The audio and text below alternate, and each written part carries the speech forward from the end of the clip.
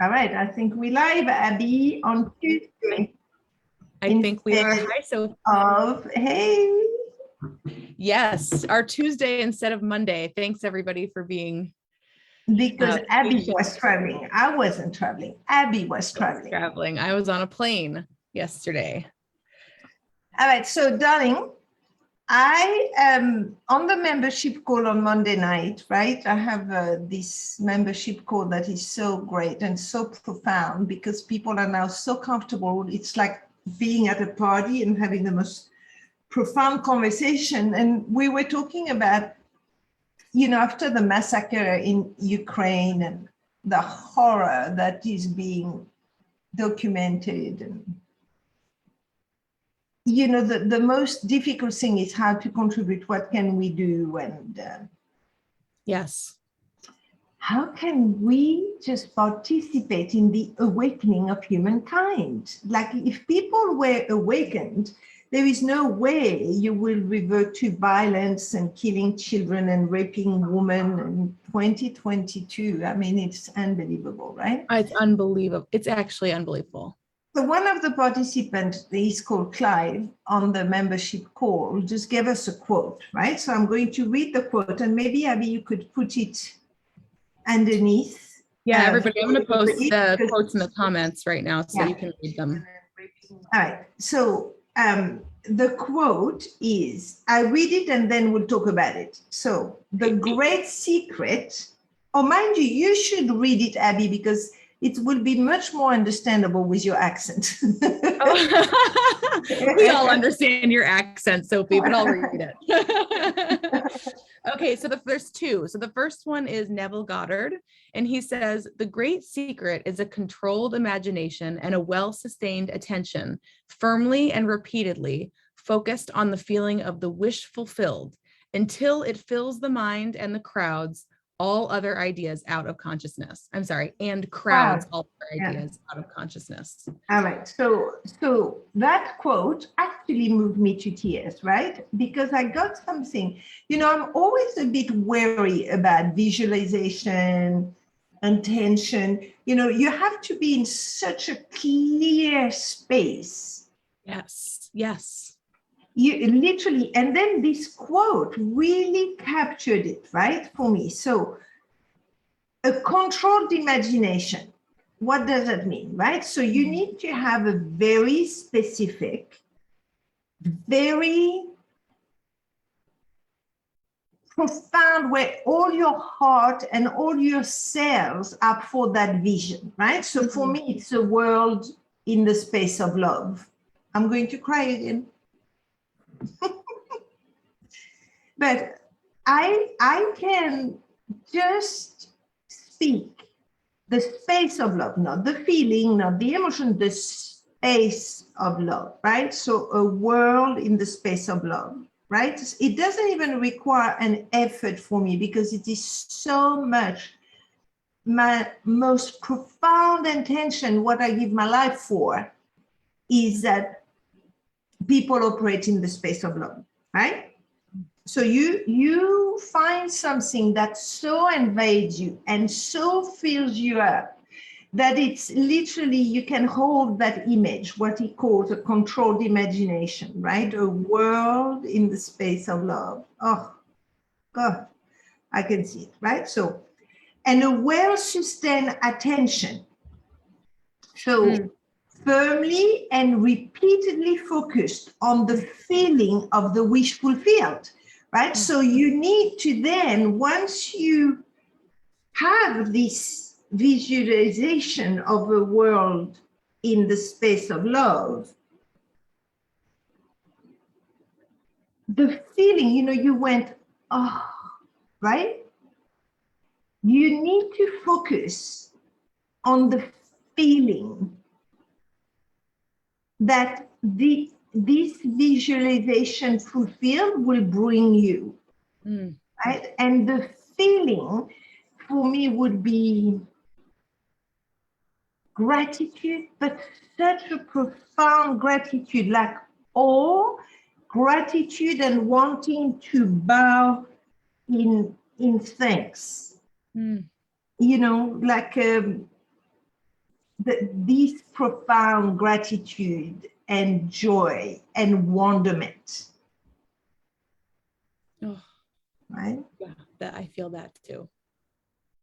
Until it fills the mind and crowds all other ideas out of consciousness. That right? is powerful. So this meditation, it's a kind of meditation, right? You can call it visualization if you want. I believe that is what prayer can do, what group meditation can do, what we can contribute to the world. And it doesn't mean that I'm not aware that there is horrors happening. Right. Of but course.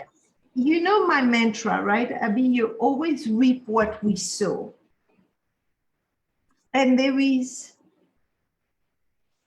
not a doubt, but a question in my mind that are we creating by visualizing with that awareness, with intention without awareness, with language without any awareness, are we actually creating the systemic crisis? The whole question of you reap what you sow is way beyond the doingness. Right. The lack of awareness of humankind has me think that we're misusing the power of intention, of manifestation, and of visualization. Wow. What you're saying, Sophie, is so powerful because we hear just all the time in a very casual way, people talking about visualizing and manifesting and all of these big concepts actually that are quite deep. And what you're saying is making me wonder exactly what you're saying, which is watching the news and focusing on the horrors that are happening in that way, actually contributing to that energy, as opposed to bringing awareness to, ouch, that hurts. My fellow humans are in a horrifying situation.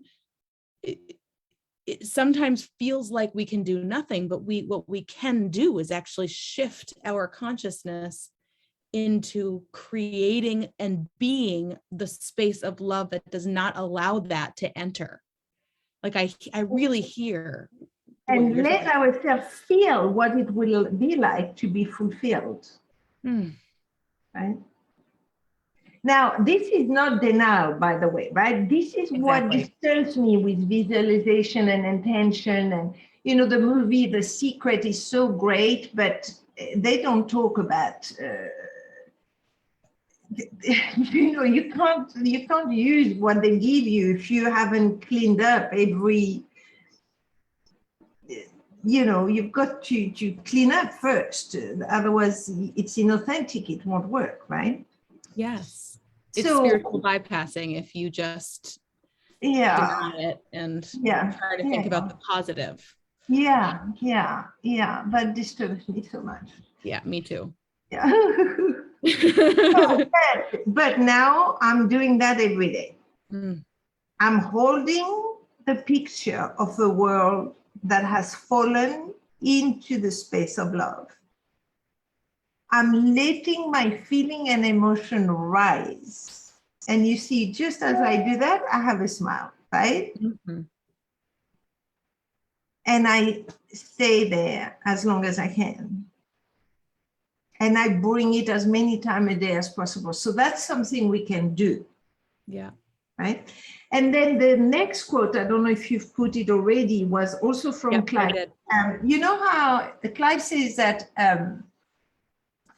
you know, people always say that Gandhi said, be the change you wish to see in the world, but he actually is someone that is doing a lot of research and has an enormous amount of education. And he actually found exactly what Gandhi said.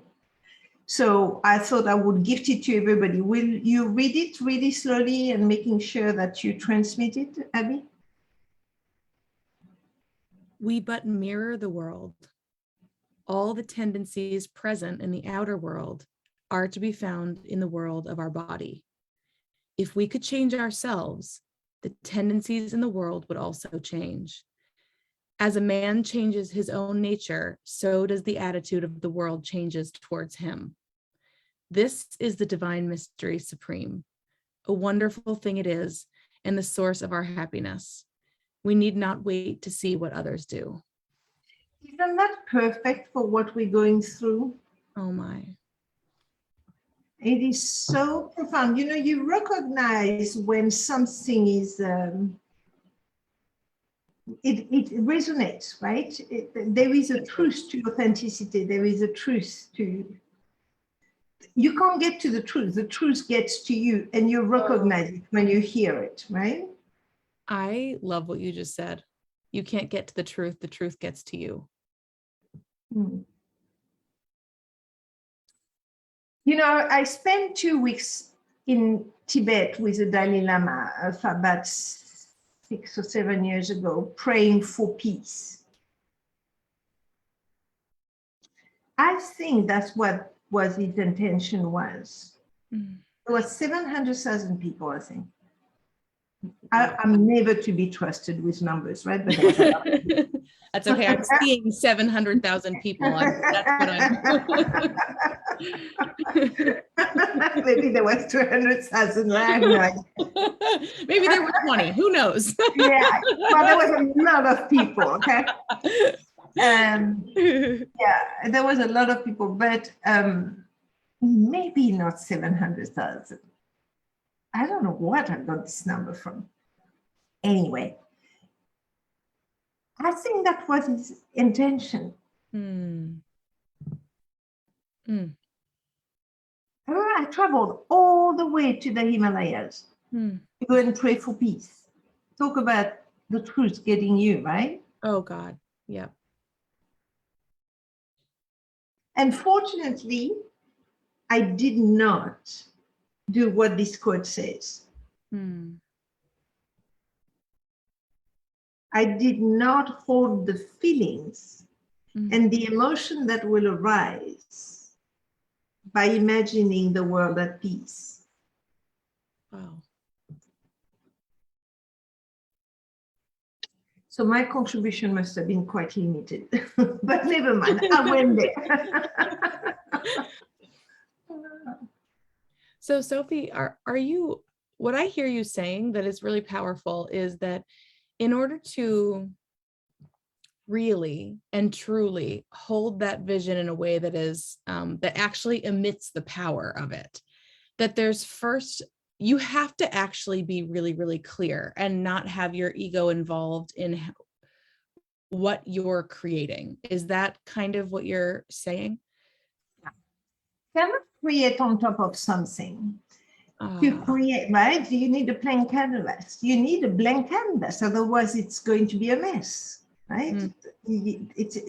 Creation is from nothing. You bring it into existence. So this is why you say, I can't remember what he said. I lost the quote now, but he says, controlled imagination and a well-sustained attention, right? So I think what he meant by controlled imagination is that I would not have used the word control, no imagination, maybe vision or imagination, that's fine. Not control, but it needs to fill your entire space so that there is no other thoughts. Yes.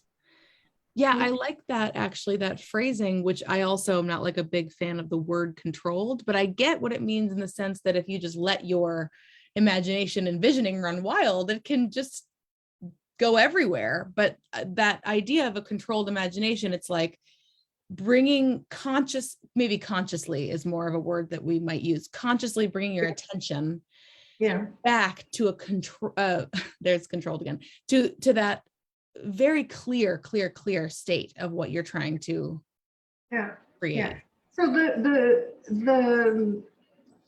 the question that arises out of listening to you, Abby, is, what are your dreams? What is your biggest dream? Yes. You know, the one you don't dare speaking about, the one you don't dare I mean, truly, Abby, I know it's a bit embarrassing, but all I wanted everybody to love everybody else. You know, just, I mean, if I need to cut my 2 legs, my 2 arms, or give my life to that, and it happens, I would. Yep. I just want everybody to love everybody else. I don't want any absence of love, right? So everybody get in touch with what is your dream like when you were children. Did you want everybody to have enough to eat? Did you want everybody to have toys? What did you want? What did you dream about? Little children still give themselves permission to be their dreams, and then use that dream to apply what he said in that quote, once a day, twice a day, and that would be an enormous contribution to the global elevation. And if enough people do it, maybe we'll create an agreement, an energetic transformation.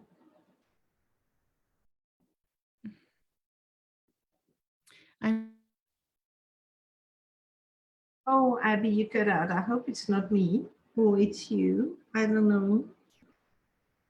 Anyway, Abby cut out, everybody. So I'm going to look to see if there is any question, and she cut out on a very sweet picture. But let me see if there is any comments or questions on Facebook. And Marine, it's nice to have you. And Abby is still stuck. So everybody, I don't know about you, but that quote and that access to be able contributing to the global upheaval has really relieved me of this yearning to contribute to something. Well, welcome back, ma'am. Thank you. I have never had that happen before. Zoom just stopped working and said that it was done. So sorry, everyone. Well, I was encouraging everybody to really meditate on that quote, because Abby, what it gave me, that quote, is another level of contribution. Oh. That is so personal, so that I can do by myself. Yes. You know, I live next to a church. I go and sit in the church, and I do that. It's really great. And the more, the merrier, right? The more all of us learn to focus our attention and visualize the world we dream of, I think the better it will be. Do not visualize the horrors that are happening. Yeah. Be aware, be informed, have compassion, everything, right? But I think we need to focus on what is possible as well. Absolutely. Yeah. Absolutely. Thank you, Sophie. Thank you for that perspective on this, on our world. It feels really, really important and timely.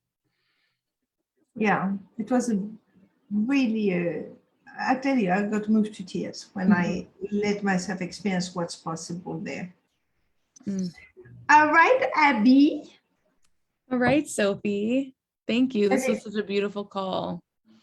And thank you, everyone. Yeah, we're back on Monday, right? Next week. Yes, right. And on Monday, April 11th. Oh, we have this conversation. Yes. A way out of insanity. Oh, will you please come and register, everybody? Oh. We have such a great group, very educated people. It will be a great conversation. Yes. Come, don't let the opportunity pass you by. You need to stop being in denial if you are, and you need to go ahead and plan. You know, it's like a marathon runner. The marathon runner, they run up the mountain to train, because then when they run the marathon, it's on the flat. Yes, so they have a head start. So come and get a head start. Yes. And for those of you that haven't heard me say this a million times before, The seminars are amazing. They're very interactive, and it's not just like a lecture. There's a lot of questions and conversations, and it's very powerful. And we always leave the seminars just feeling incredibly informed and clear and connected. So please join us. It's really fun. I'll put the link And below. I think I posted the thing underneath, right? I posted the You way did. I sanity, so it's right there. You can find it. So please don't procrastinate. Come and join us. We'll have fun. Join us. All right, my darling. Lots and lots and lots of love, everybody.